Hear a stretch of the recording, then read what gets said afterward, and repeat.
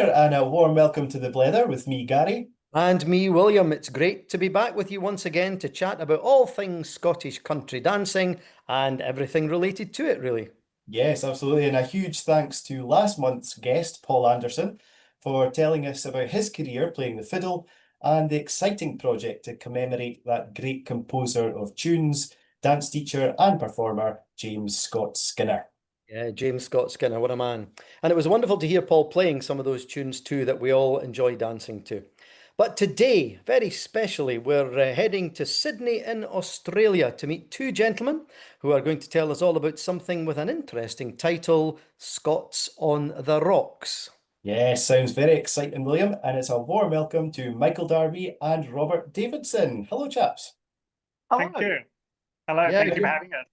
great to see you both. And we must first of all stress to Gary, this is Scots on the rock. It's not Scotch on the rock, right? Ah, Nothing to do with whiskey. that's why I was getting so excited because I thought it was to do with whiskey. Nothing to do with whiskey. And actually, it's got a dram there. Yeah. Well, we've just It is 9 a.m. here, so we are allowed. And you haven't sent us our mugs yet, so no. Sorry. Before we go any further, you're not getting a mug. Okay, it doesn't happen, right? You don't get. You is don't. yours full of whiskey? Can you imagine? Can you imagine the state Gary would be in if he had to pay the postage for these mugs? I It's mean, not cheap at the moment. he's from the northeast after all. He's not going to pay postage. Exactly. And we don't share what's in it. No. We don't tell people, but we don't share it either. But we need all the help we can get. That's all we're saying. Yeah, absolutely. Anyway, yeah, Scots on the Rocks. Before we go any further, it's an interesting title. Scots, obviously, we understand, but the Rocks with capital letters. Can you explain to everybody throughout the world where the rocks come? We've decided it's not Scotch on the Rocks as in whiskey and ice. Can you explain what Scots on the Rocks is? Yes.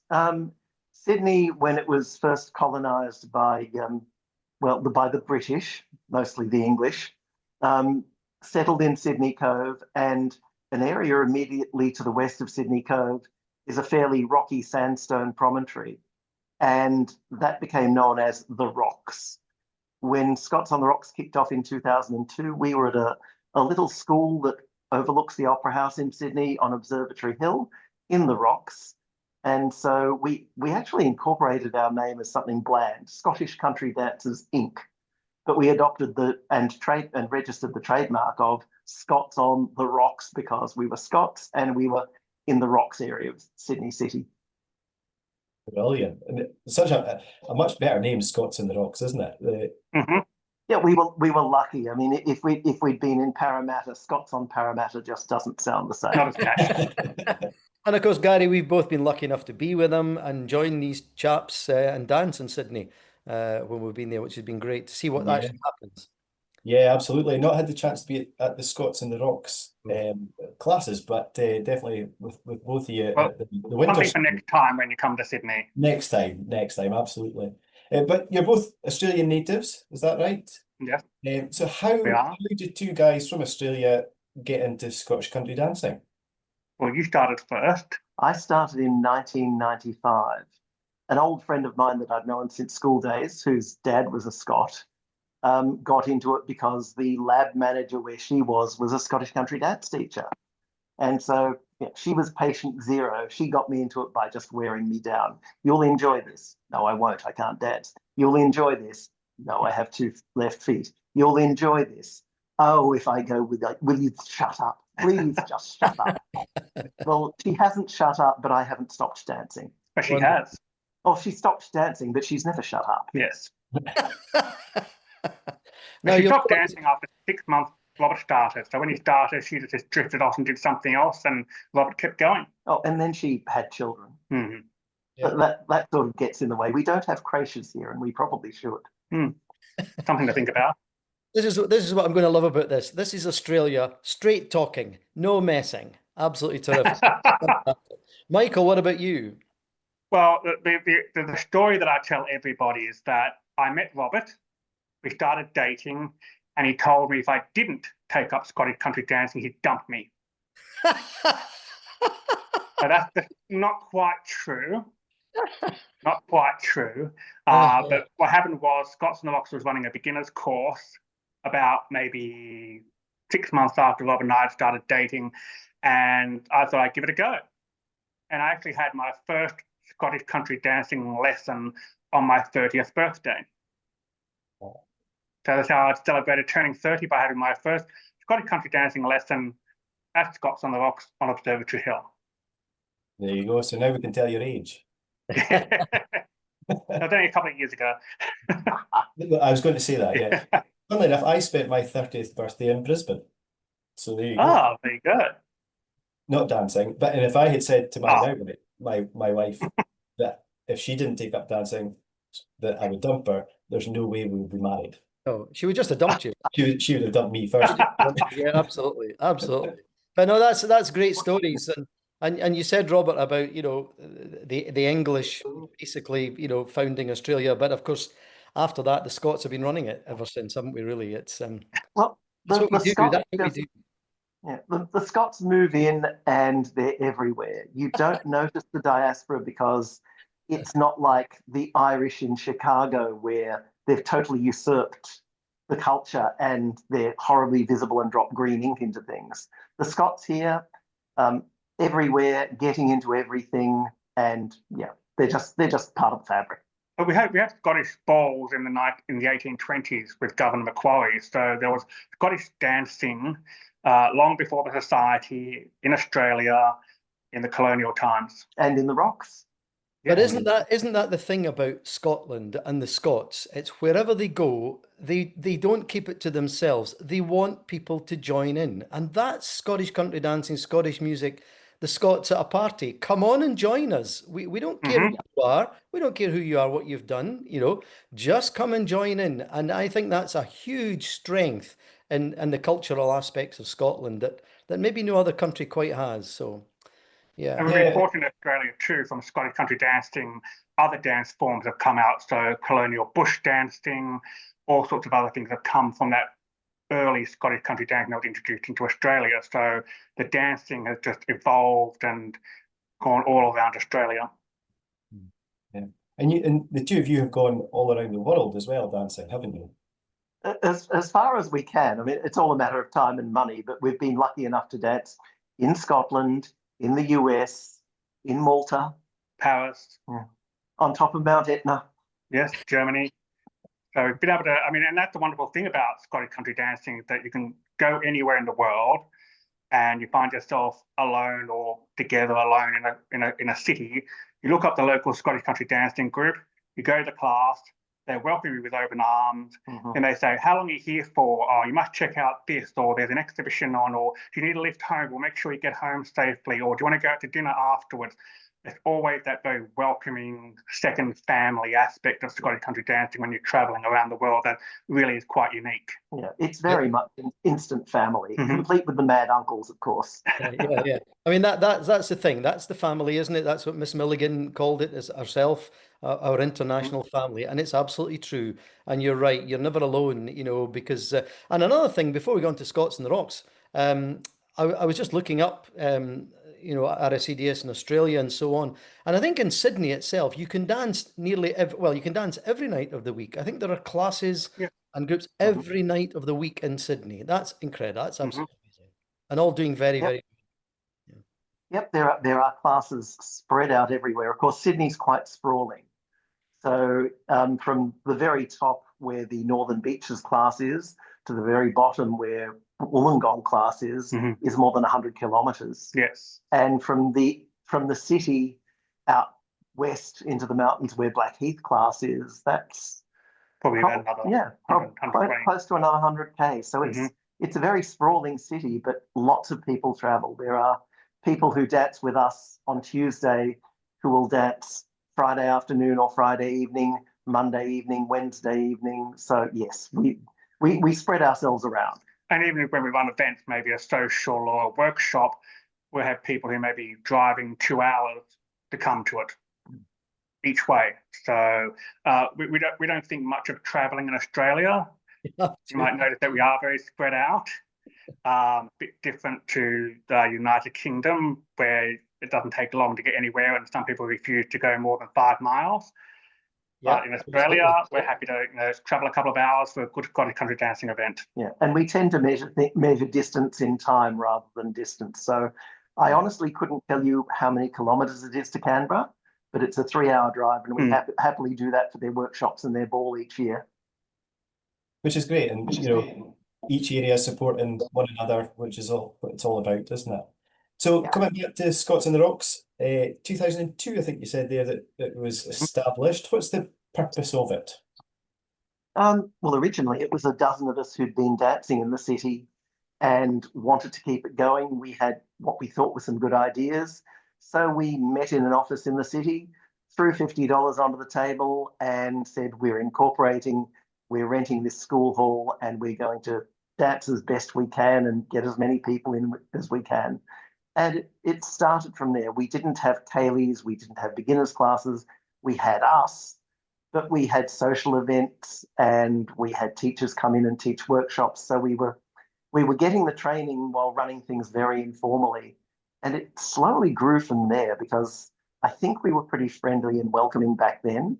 And we were very lucky that several of the teachers would quite happily come in and teach us for a couple of months and then give themselves a break. And that's the model we kept up with. So teachers will generally set an 8 or 9 week program, come in, teach it, we'll make sure everything's there for them, and then they can come the next week and dance while another teacher is captain of the ship.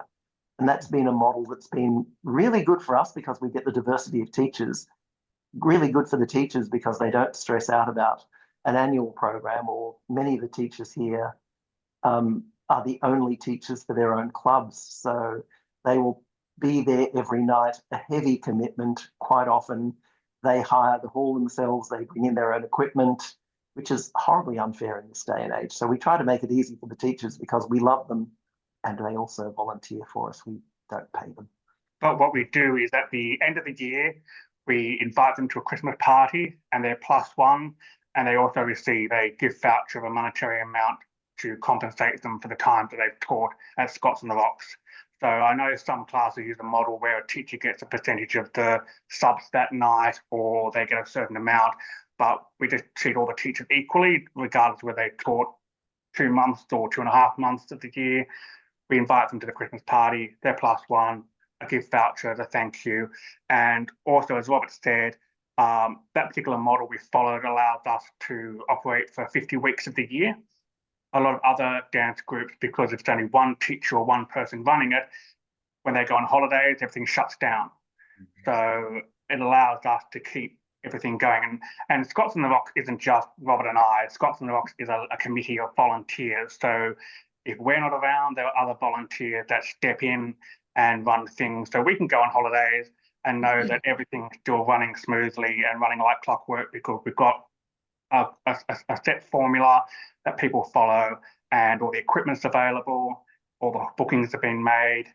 So things run very smoothly when you've got a committee running it, as opposed to one person making it just their own class.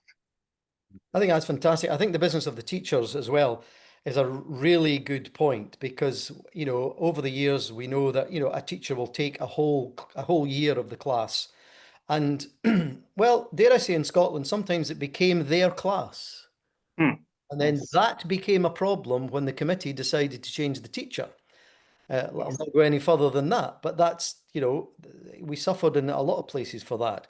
I know locally here, we have a rota of, there are 8 or 9 of us on our local branch teachers rota, and you just say what nights you can do. So we do 3 nights on a Tuesday and 3 afternoons on a Monday or whatever. And, throughout the year, the folks are getting a really nice mix of styles of teaching and it makes for a much more so. And then when you're not teaching, you go along to the class, of course. And I think that works really well. And you were saying about when a teacher goes on holiday, the class shuts down. What is wrong with contacting a neighbouring branch or contacting a teacher out with and saying, you couldn't fill in for a couple of weeks for me, could you? And I think that linking up with teachers across the country, particularly in Scotland here and England, probably in Wales, Northern Ireland, would be a great thing. And would you? And I know quite a lot of them each term now actually invite a visiting teacher to come in and take the class, which is healthy rather than it becoming my class, because when it becomes my class, you've got real problems ahead. Yeah. And people get very territorial, and sometimes they might be afraid to have another teacher come in. But it's interesting, we're talking about having the roster of teachers and different teaching styles and so forth, and exposing people to that. One of our newer dancers said a couple of weeks ago that they actually really appreciate having a different teacher every couple of months, because different teachers point out different things. Yeah. And she said, one particular teacher pointed out something regarding her footwork or her phrasing.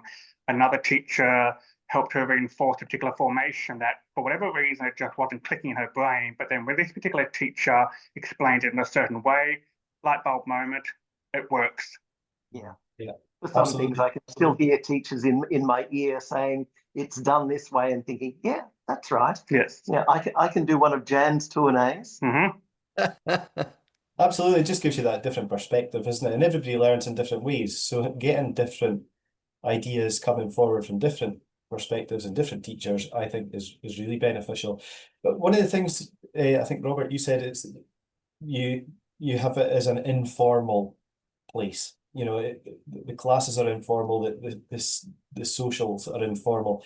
Do you think that helps with bringing in newer people as the year goes on? Very much so, because people who are new to dancing are quite hesitant, and we'll eventually, of course, get on to Ceilidhs, but one of the problems is that they'll go through a beginner's course, or there'll be a beginner, and they will think, I don't know enough, I'm not good at this, I don't feel confident, and it's quite difficult to have them acknowledge how much they know, how much they've learned, how far they've come. So yeah, you've got to be as nurturing as you can without getting too gushy, because let's face it, nobody wants to be praised too much. I mean, without getting it's also interesting that William? I was going to say, without getting technical about it, the word technique certainly here got a bad name for a long time, and it was kind of almost not done in a lot of classes eventually. It was just dances that were being done. But actually, technique's essential, but it's the way it's done. It can be done in a very informal and a fun way. It doesn't have to be, it doesn't have to be, terribly serious business. Well, that's how we do the technique. So our classes aren't, when we say informal or relaxed, it doesn't mean we don't do technique. So there's still depth practice, there's still technique. In our beginners courses, we are teaching the technique. So we are teaching the RSCDS way of dancing. And what we always say to the beginners is that technique is not necessarily about having perfectly pointy feet or having perfect phrasing. Phrasing is good, but you don't want to over stylize it. Technique is what helps you get you where you need to be. So a good skip change of step gets you here on bar 4 and then here on bar 8 and then back up here. A good technique with handing means you can turn 1.5 times safely. So the technique is not about appearances, it's not about being precise and being snobbish. It's about enabling someone to be able to dance the best that they can. And get that wonderful feeling that it all moves like clockwork. Yeah, oh, absolutely. And at the end of the day, good technique can get you through a night of 20 dances, Yes. with ease almost. And it actually makes your enjoyment of the whole business of Scottish Counting so much more enjoyable. But like everything else, the problem with Scottish Country Dancing is we're not an instant hit. You go to the first beginners class and you expect to be able to do it by the end of that night, and then you suddenly realize you've got months ahead of you before actually, and this day and age where everything is instant and quick and throw away, that's a problem for us, I think. I don't know whether you agree with that or not. Well, yeah, definitely. And I think you talk about this day and age, instant, people expect things straight away. I blame a lot of the reality TV programs, because you watch these reality TV programs so you think you can dance, or Strictly Ballroom, or Come Dance With Me, or whatever the various incarnations of these programs are. And suddenly you see this person learns a whole new routine in 1 week, and suddenly they're dancing after 1 week. But what you don't realize is that before they've been on this TV show, or before they've done this, they've done 10 years of jazz or ballet or ballroom dancing in the lead up to this. So they've got the skills and the technique before they can learn a new routine and then appear on a reality TV show. So for our newer dancers, we actually do say It's an 8-week beginner's course. And by the end of that 8 weeks, you can go to a ceilidh and you'll survive. If you want to learn more and you want to do more Scottish country dancing, we do a follow-on course of another 8 weeks. And that's when we start doing things like strathspeys, the more complicated figures involving corners and things like that. So we are quite upfront that you can either just do it for 8 weeks and then be comfortable going to a wedding ceilidh or whatever, and then you can go and do 8 weeks of something else. Or if you want to do more and you've been bitten by the bug, we can then develop your skills. But with 30,000 dancers out there, we tell people you'll never get to do all of the dances, but we'll teach you the skills to do those dances. And you wouldn't want to do all of those dances anyway. They're not all fantastic dances. 30,000 is a lot, and I wouldn't say they're all good. Come and do the Golden Pheasant with us. No. Yeah, talking about reality shows, they wanted Gary and I to go on a reality show. Unfortunately, it was Mr. Universe. They wanted us to go on, and we didn't get beyond the first audition, did we? No, it's funny that, isn't it? Strange that, isn't it? So one of Just be grateful it wasn't that naked dating program. Oh, yes. everybody else should be grateful it wasn't that Yeah, night. everybody else should be grateful. Yeah, when the screen comes up to your neck and all you can see is the RSCDS chain of office. Listen, just think of the members. Well, that might be good advertising. Yeah, absolutely. Well, Yeah. I don't know. So you mentioned there about having the 8-week beginner course, and then there's a follow on from that. How do you get them in to that? To get them to that 8 beginner? There's 8 no beginner one course? way. There's no. What we've learned is there's no one single way. You can't just put something on social media or just put up something on a local notice board. You need to have a variety of different ways of bringing people in. Obviously, word of mouth is probably the best. Surprisingly enough, we can talk more about this when we talk about the ceilidhs. We find that ceilidhs don't bring people into Scottish country dancing. We might get one or two that come through, but generally it's not a huge recruitment tool for us in terms of getting Scottish country dancers. We find that we do a lot of online advertising via Facebook and other social media sites. What we actually did post-pandemic, and I notice everything now is pre-pandemic and post-pandemic is like the new BC and AD, but post-pandemic, we actually decided to do an old-fashioned letterbox drop, and we paid a company to do that for us. So we actually produced an A5 flyer. It had some basic details on there and a QR code, so they could scan the QR code for more information. And we letterboxed about 18,000 homes in an area of Sydney. That's more your kind of low-hanging fruit, middle-class type of area where people are probably looking for a hobby to do in the evening. So out of the 18,000 homes that were letterboxed, that cost us about $3,000. We sold out the following 3 beginners courses. So it more than paid for the letterbox drop, and we actually ended up making a profit on the beginners courses because we had a waiting list for the following 3 beginners courses.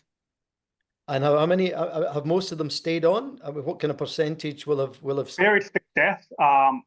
Probably on average, we're now averaging about maybe 4 to 5 per beginner's course staying on. And again, out of that 4 to 5, you might get 3 that come every week and maybe 2 that come every second week. So it just depends there on their time commitments, but also how much they want to get involved. So again, it's a critical mass thing. Every time you gain dancers, because you also have to replace the dancers you lose. Because we lose dancers, people move away, go interstate for job reason or family reasons. They're still dancing, but they're not dancing with us, but they're still dancing in the Scottish country dancing community, which is still a plus. That's what you want. But we've had people who've moved away for employment, people who unfortunately have passed away, and people who, particularly younger people in their 20s and 30s, they get married, they go off, they have babies, they have a family to raise. So they'll come back eventually, but you may lose them for maybe that first 5 or 10 years while they're getting their family life in order. And then once the children are able to be looked after or babysitters or whatever, then you'll find one of them comes back or both of them come back to Scottish country dancing. So you're having to replace. And ideally at the moment, we are replacing more than we're losing. Great.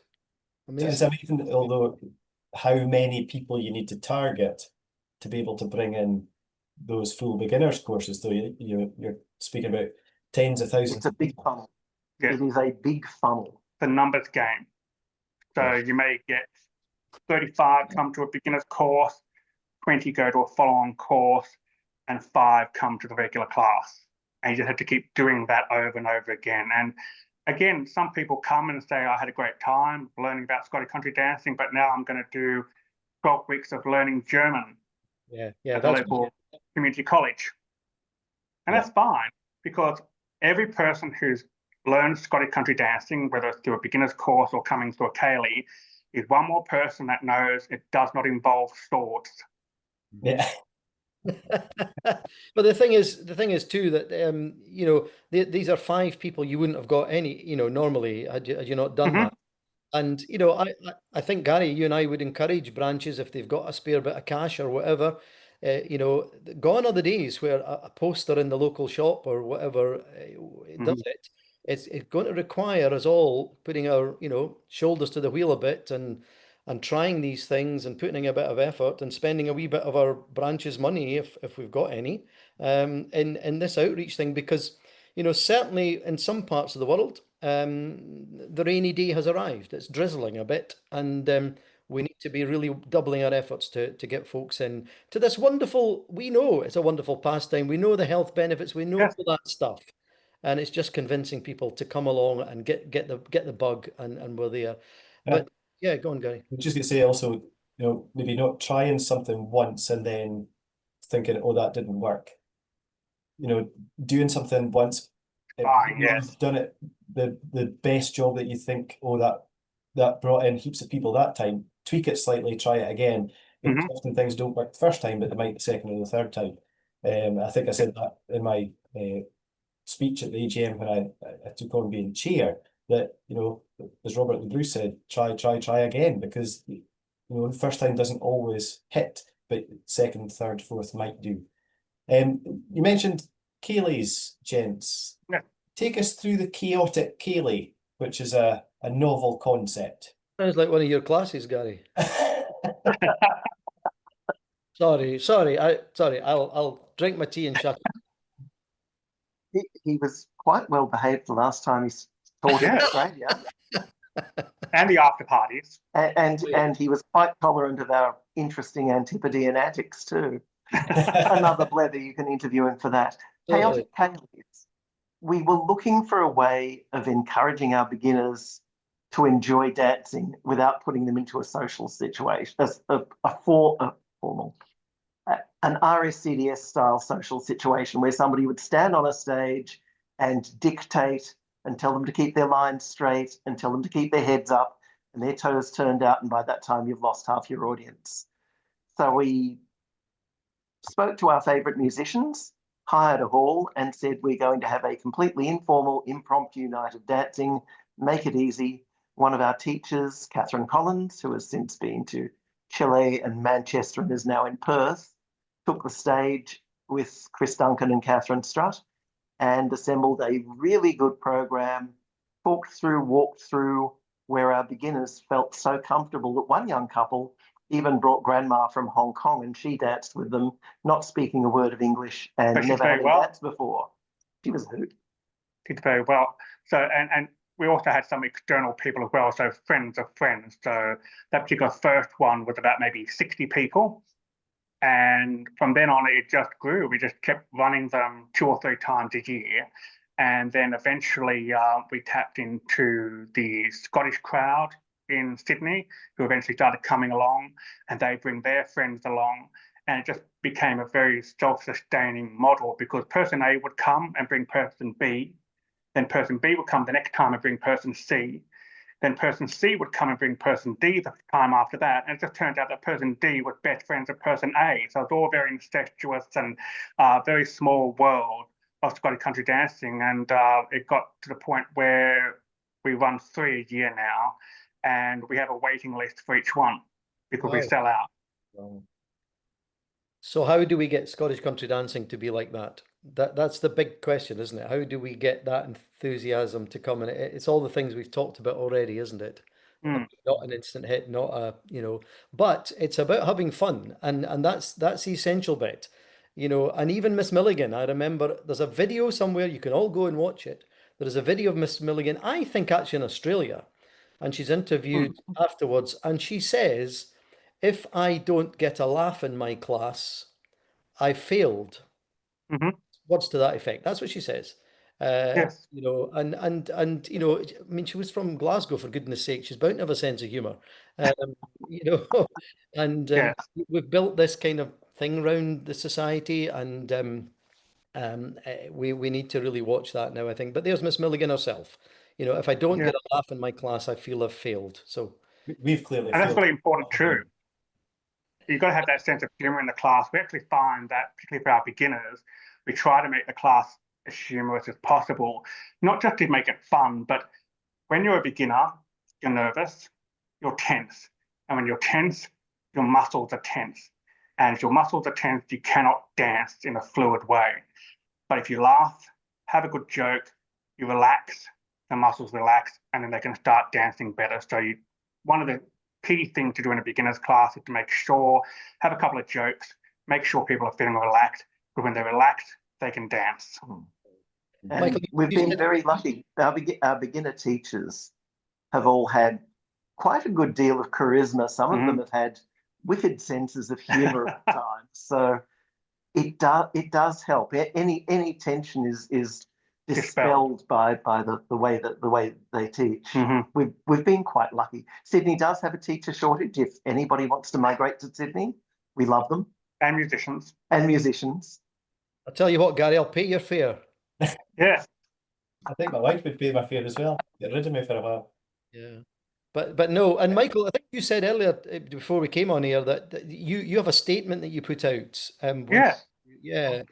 So normally whenever we do a social or workshop, I put a small quote on the flyer that's used to promote the workshop or the social. And the quote here, and I'll read it out, it's not too long, thankfully. Scottish country dancing is, first and foremost, social dancing. And while all the elegances must never be neglected, they must never be overstressed. Beware of stylized dancing. It kills the gaiety and does not express the friendly social spirit of Scotland, so characteristic of Scottish country dancing. And that was Miss Milligan in 1968. There we go. Just Yeah. encapsulates that fun element that's needed, doesn't it? Yeah.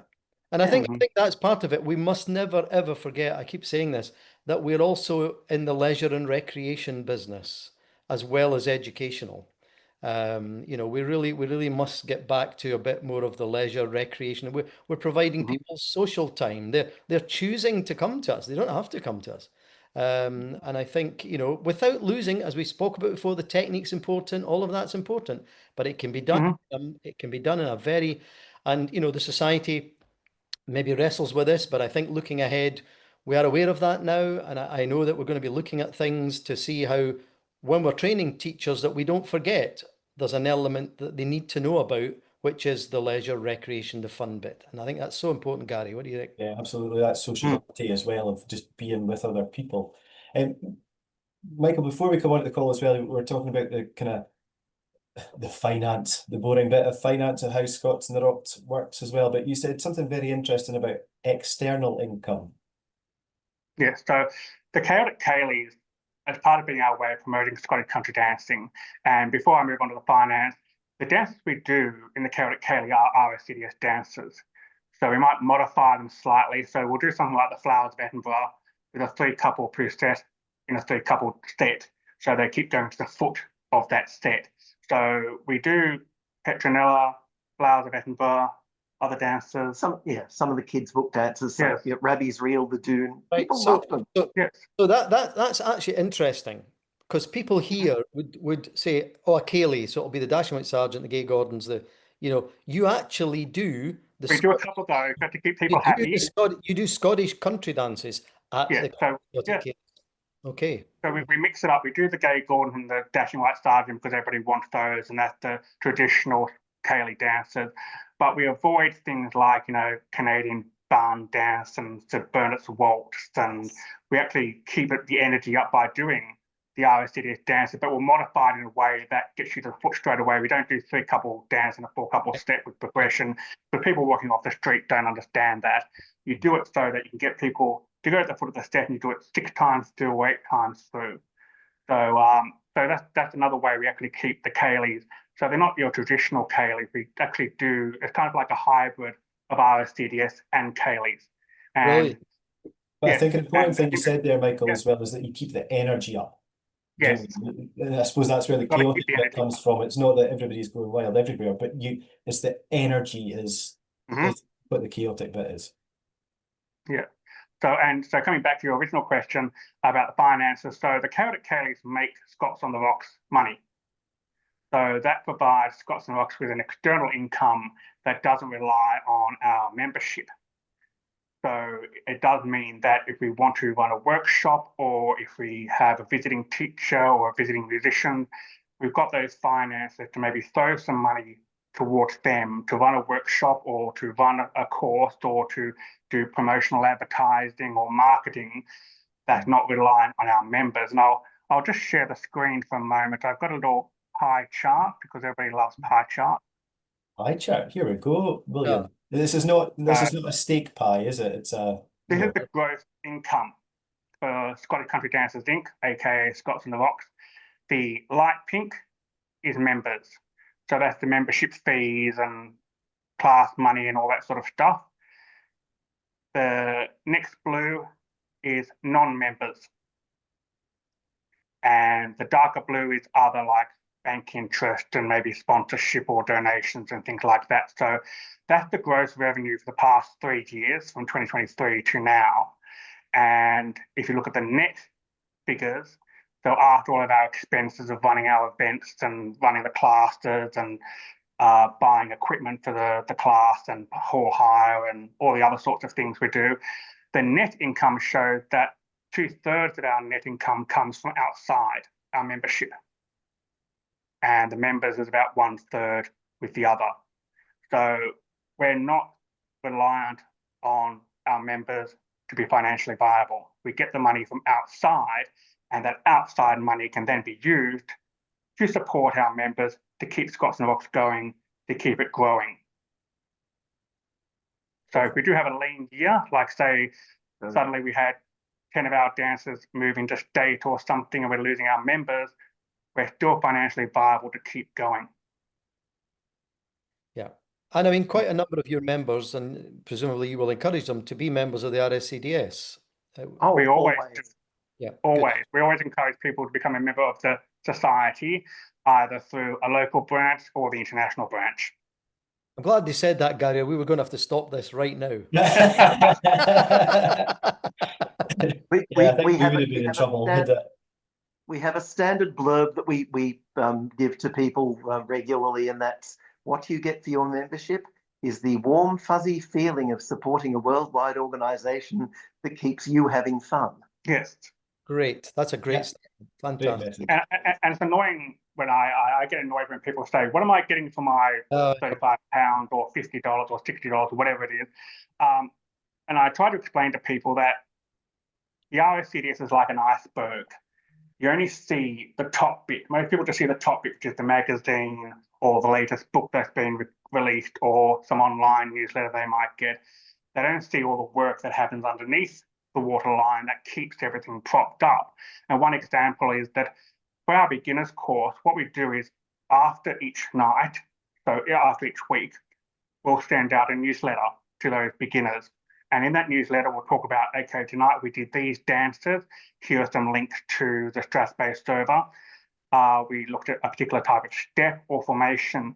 And we include the RSCDS step and formation link that you guys have created, showing how to set, how to do skip change, Strathspey traveling step, how to do a 2-couple promenade. We use those links as educational tools so people can watch what they've just learned in class. And of course, you can't have all of those resources without an organisation that's funded to make those resources.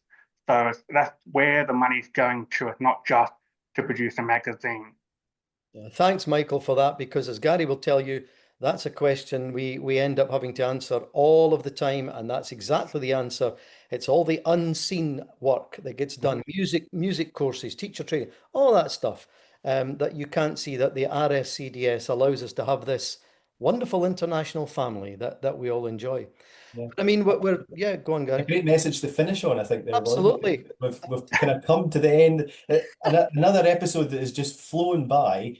Yeah. Lots of great hints and tips, I'm sure, for other members and branches and groups around the world to pick up on and to run with as well. So thank you very much, Michael and Robert, for giving up your evening to be with us, well, this afternoon for us, on what is a summer's day for us, but it's probably still warmer with you and winter.